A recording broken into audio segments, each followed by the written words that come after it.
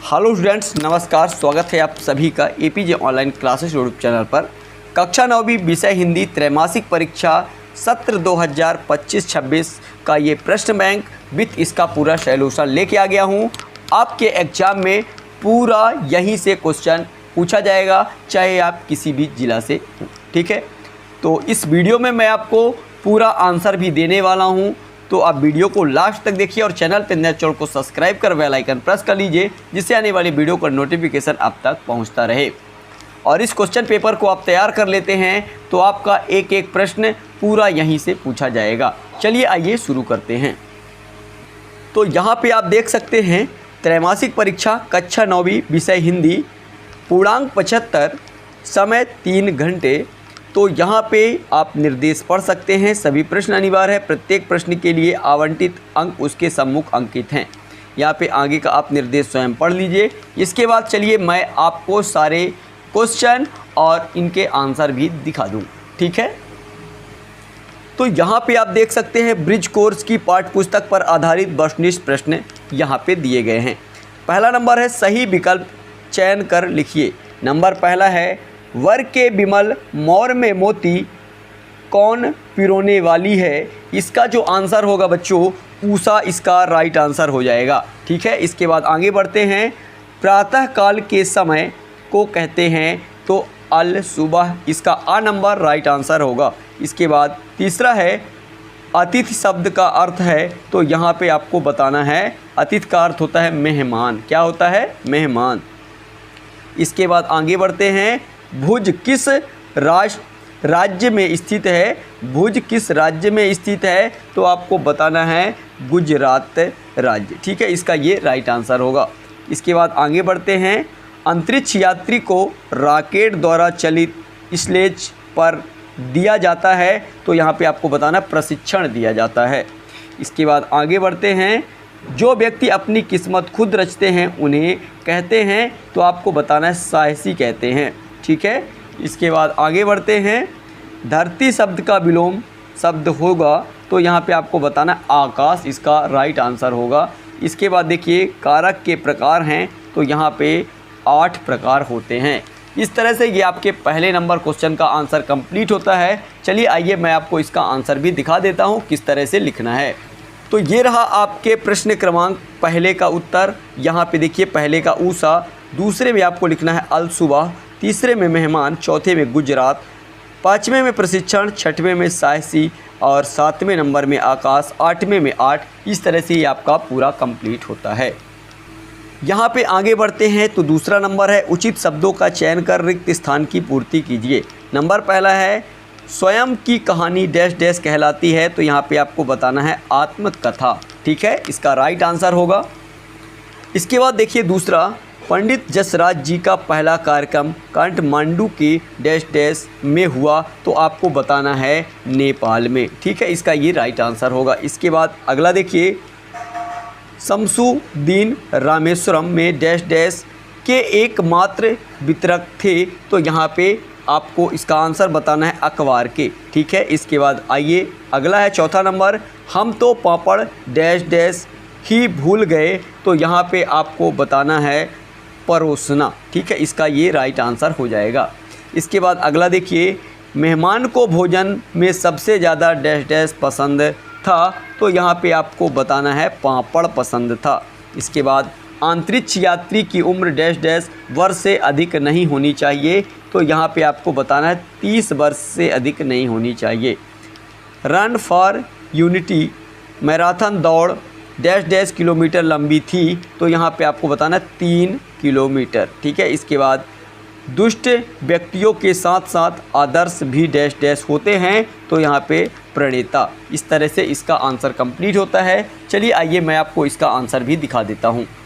तो ये रहा आपके प्रश्न क्रमांक 2 का उत्तर। यहाँ पे पहले नंबर में आत्मकथा, दूसरे में नेपाल, तीसरे में अखबार, चौथे में परोसना और अगले में पापड़। और इसके बाद आगे बढ़ते हैं। तो यहाँ पे देखिए छठवें नंबर में आपको भरना है 30 और सातवें में 3 और यहाँ पे 8वें नंबर में प्रणेता। इस तरह से ये आपके प्रश्न क्रमांक 2 का उत्तर भी कंप्लीट होता है। आगे बढ़ते हैं। ये रहा प्रश्न क्रमांक आपका 3। निम्नलिखित कथनों के समक्ष सत्य या असत्य लिखिए। नंबर पहला है दूर के ढोल सुहावने मुहावरे का अर्थ है मूर्ख व्यक्ति, ये आपका बिल्कुल असत्य है। यहाँ पे ये क्या है, असत्य है, पहला नंबर। अगला क्या है, हेलेन केलर ने 5 बार विश्व भ्रमण किया था, ये आपका बिल्कुल सत्य है। अगला है तीसरा नंबर, धोखे से सफलता पाना सम्मानजनक होता है, ये आपका असत्य हो जाएगा। इसके बाद आगे बढ़ते हैं, अंतरिक्ष यान वायुयान का मिला जुला रूप है, ये आपका सत्य हो जाएगा। इसके बाद 5वां नंबर देखिए, दूसरों को आतंकित करने वाला स्वयं बहादुर होता है, ये आपका असत्य है। इसके बाद हेलन केलर को तैराकी का बहुत शौक़ था, ये आपका सत्य है। इसके बाद 7वां नंबर, सर आइजैक न्यूटन ने गति के नियम की खोज की थी, ये आपका सत्य है। इसके बाद अगला है, अंतरिक्ष यात्री को भोजन में ठोस पदार्थ दिया जाता है, तो ये भी आपका असत्य है। यहाँ पे क्या होगा, असत्य हो जाएगा। चलिए आइए मैं इसका भी आंसर आपको दिखा देता हूँ।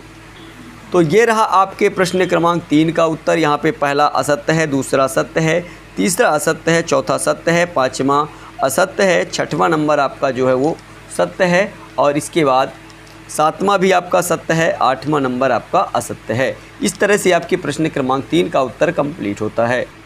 ये है आपका प्रश्न क्रमांक 4 जिसमें आपसे पूछा गया है, सही जोड़ी का मिलान कर लिखिए सूरज का ब्याह। तो यहाँ पे आपको बताना है रामधारी सिंह दिनकर, ये पहला नंबर इसका पहले का हो जाएगा, रामधारी सिंह दिनकर। दूसरा क्या है, सम्मानी, तो यहाँ पे इसका जो आंसर होगा यहाँ पे आदर योग्य, यहाँ पे देखिए ये आपका राइट आंसर होगा। दूसरे नंबर का स्वल्पाहार, स्वल्पाहार का मतलब होता है जलपान, ये इसका तीसरे का राइट आंसर होगा, जलपान। चौथे का होगा क्या है, सांप, सांप क्या होता है बच्चों, यहाँ पे जहरीला होता है, इसका राइट आंसर हो जाएगा। इसके बाद यहाँ पे है दुर्लभ, दुर्लभ का हो जाएगा कठिनता से प्राप्त, इसका राइट आंसर यहाँ पे आगे साइंटिस्ट, इसका जो आंसर हो जाएगा साइंटिस्ट यानी होगा वैज्ञानिक, इसका ये राइट आंसर है। इसके बाद मृतिका, मृतिका का हो जाएगा बच्चों मिट्टी। इसके बाद पंडित जसराज, इसका जो आंसर हो जाएगा रसराज। इस तरह से ये आपका कंप्लीट होता है।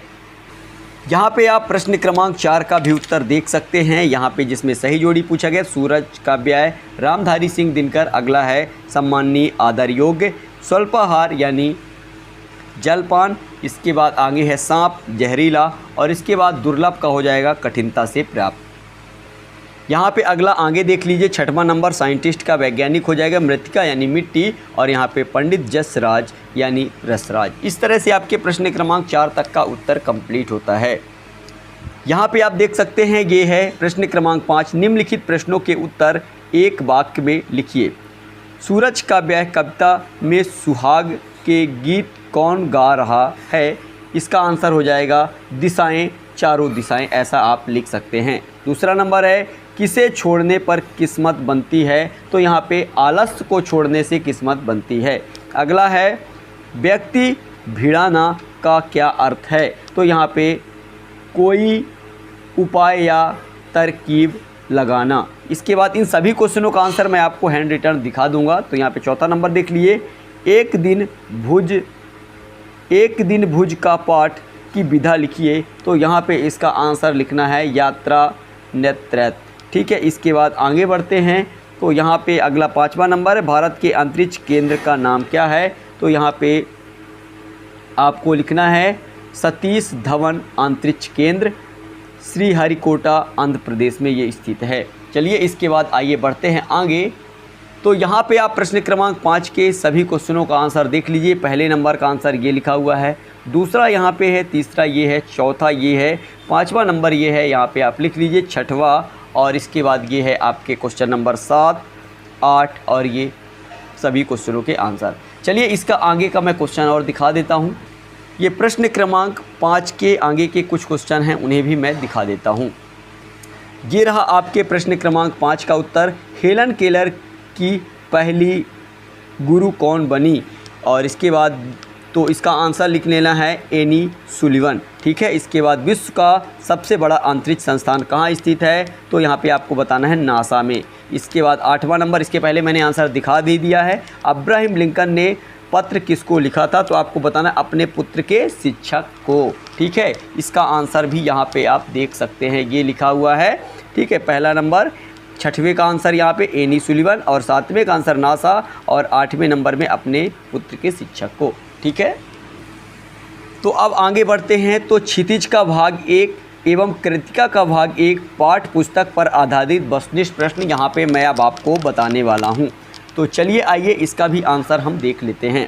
सही विकल्प चयन कर लिखिए। नंबर पहला है झूरी के साले का नाम था, तो आपको बताना है गया। क्या नाम था, गया। इसके बाद आगे देखिए, ईश्वर ने बैलों को नहीं दिया, तो आपको बताना है बाणी नहीं दिया। ठीक है, इसके बाद आगे देखते हैं, गोई शब्द का अर्थ है, तो यहाँ पे आपको बताना है गाय। ठीक है, इसके बाद कबीर की भाषा है, तो यहाँ पे आपको बताना सदुक्कड़ी भाषा। ठीक है, इसके बाद आगे देखिए, कबीरदास जी किस काल के कवि हैं, तो यहाँ पे आपको बताना है भक्ति काल। ये इसका राइट आंसर होगा। इन सभी क्वेश्चनों को आपको अच्छे तरह से तैयार करके जाना है।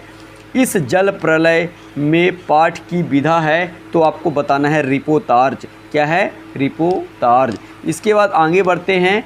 तो यहाँ पे देखिए, रेणु का पूरा नाम है, तो यहाँ पे फणीश्वरनाथ रेणु। इस तरह से ये आपका कंप्लीट। इसके बाद इसी का 8वां नंबर है, इस जल प्रलय पाठ में बाढ़ किस नगर में आई है, तो यहाँ पे आपको बताना है पटना में। इस तरह से आपके प्रश्न क्रमांक 1 का उत्तर भी कंप्लीट होता है। तो यहाँ पे आप देख लीजिए, क्षितिज भाग 1 एवं कृतिका भाग 1 पाठ्य पुस्तक पर आधारित प्रश्नों के उत्तर। प्रश्न क्रमांक 1 का उत्तर यहाँ पे देख लीजिए। आपको इस तरह से इसका आंसर लिखना है।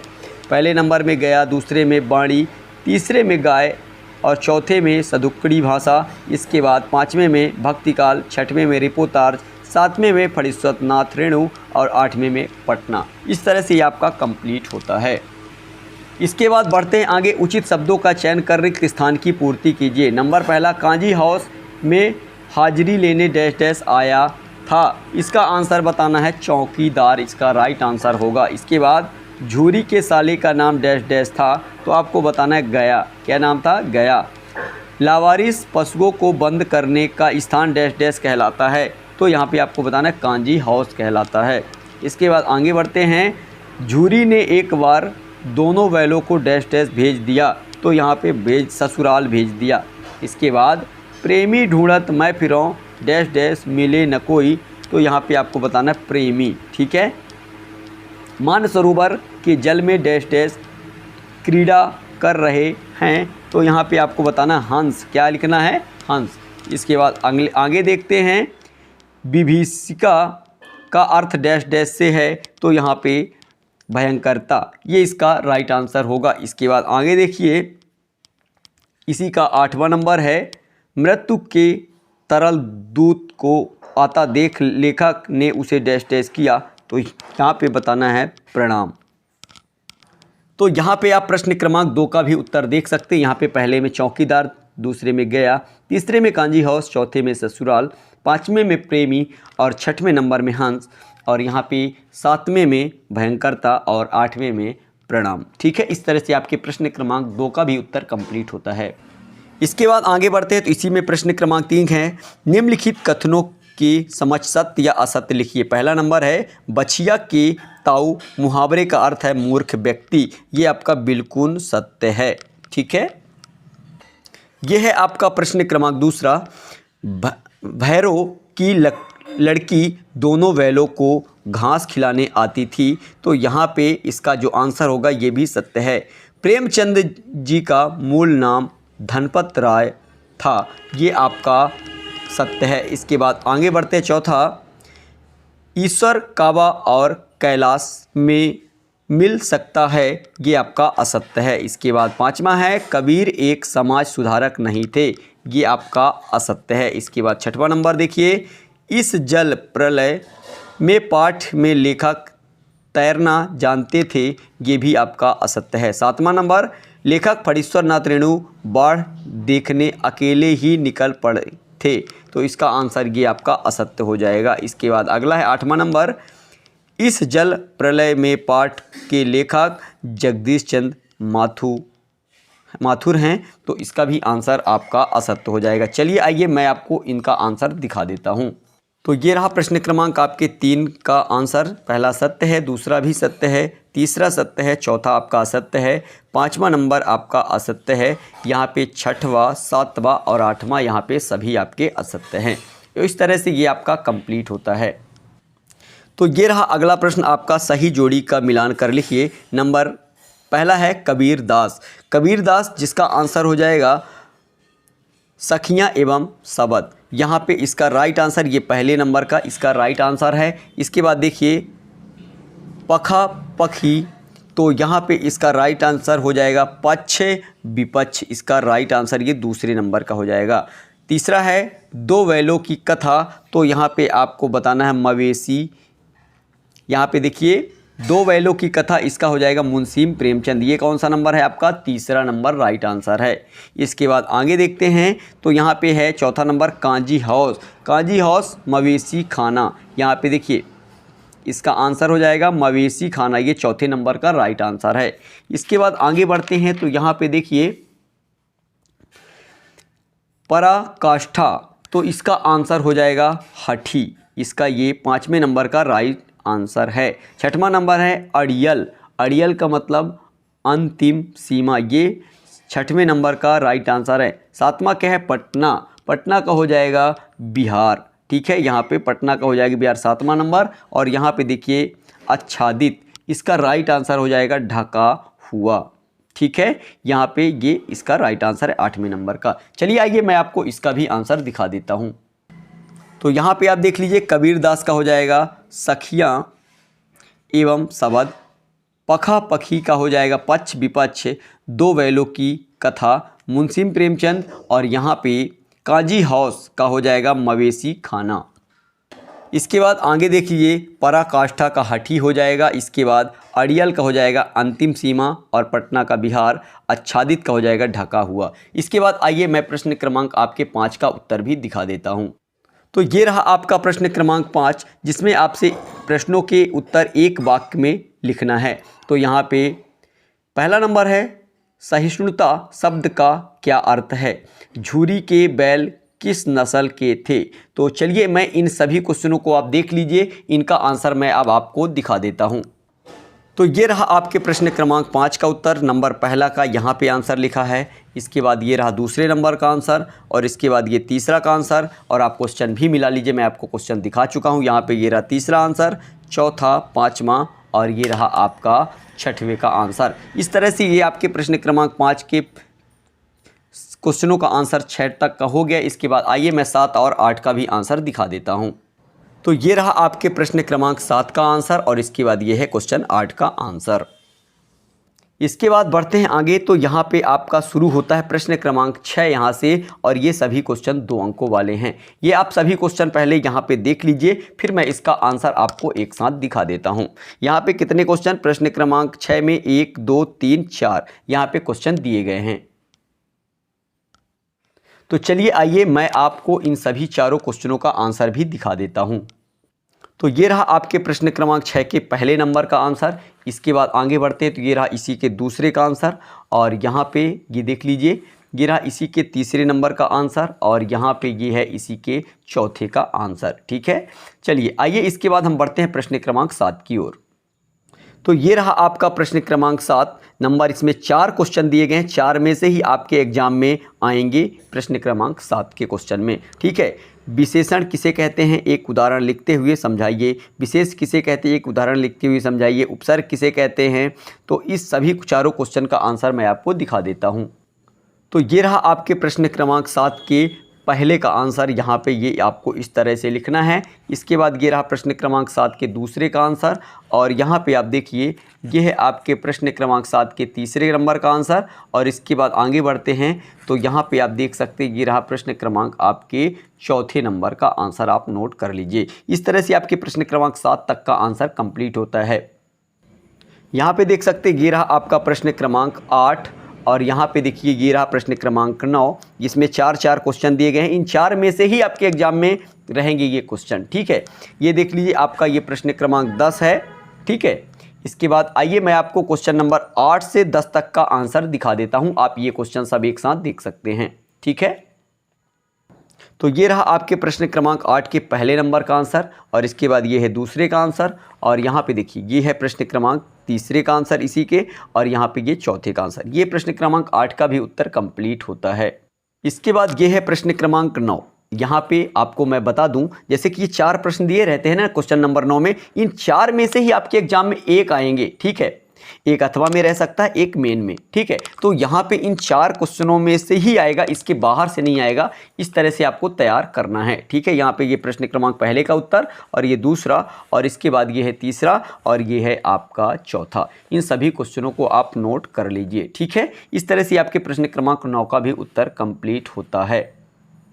इसके बाद आता है प्रश्न क्रमांक 10। प्रश्न क्रमांक 10 में भी 4 प्रश्न दिए गए हैं। इन 4 में से आपके एग्जाम में 2 क्वेश्चन ही पूछे जाएंगे, एक तो अथवा में रहेगा, एक उसके अथवा मेन में रहेगा, ठीक है। यहाँ पे ये है प्रश्न क्रमांक 11। इसमें भी आपके 3 ही प्रश्न दिए गए हैं, इसका आंसर आपको लिखना है। चलिए यहाँ पे आप क्वेश्चन नंबर 12 देख लीजिए, और यहाँ पे इसमें 3 प्रश्न दिए गए हैं, इन तीनों का आंसर देना है। इसके बाद ये है 13 नंबर, इसमें आपको 3 प्रश्न दिए गए हैं। इसके बाहर से कहीं से कुछ नहीं आएगा, चाहे आप किसी भी ज़िले से हो, किसी भी स्कूल से हो, क्योंकि इस बार पेपर आपके टीचरों द्वारा स्वयं बनाया जा रहा है, इस प्रश्न बैंक से ही, ठीक है।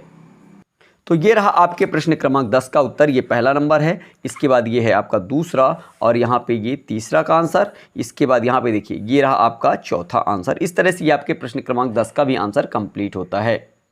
ये रहा आपके प्रश्न क्रमांक 11 का उत्तर। यहाँ पे पहला नंबर देखिए, इसके बाद ये दूसरा,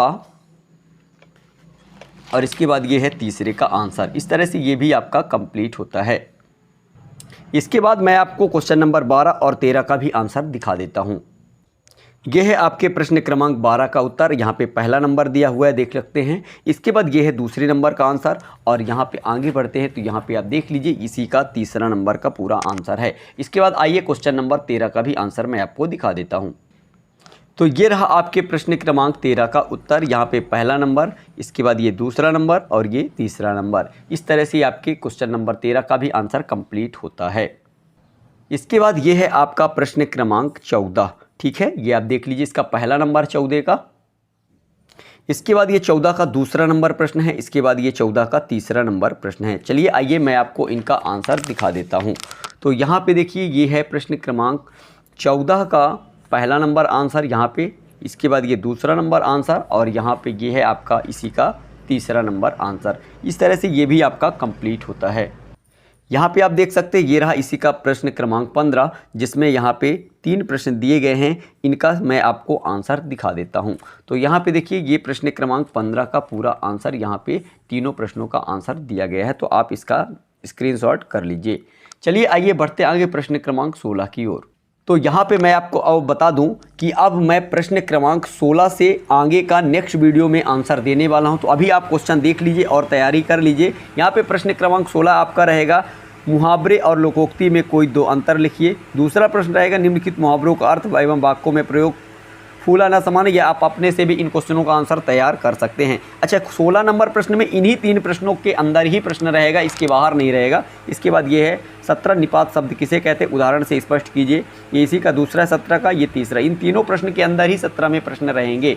इसके बाद ये है 18 नंबर, इसको आप देख सकते हैं। इसका क्वेश्चन नंबर आपका 19 है, ये आप देख लीजिए। इसके बाद आगे बढ़ते हैं। तो ये रहा आपका प्रश्न क्रमांक 20। तो यहाँ पे 3 प्रश्नों में से ही आपके एग्जाम में एक प्रश्न पूछा जाएगा, और ये है प्रश्न क्रमांक 21, जिसमें गद्यांश को पढ़कर पूछे गए प्रश्नों के उत्तर देना है।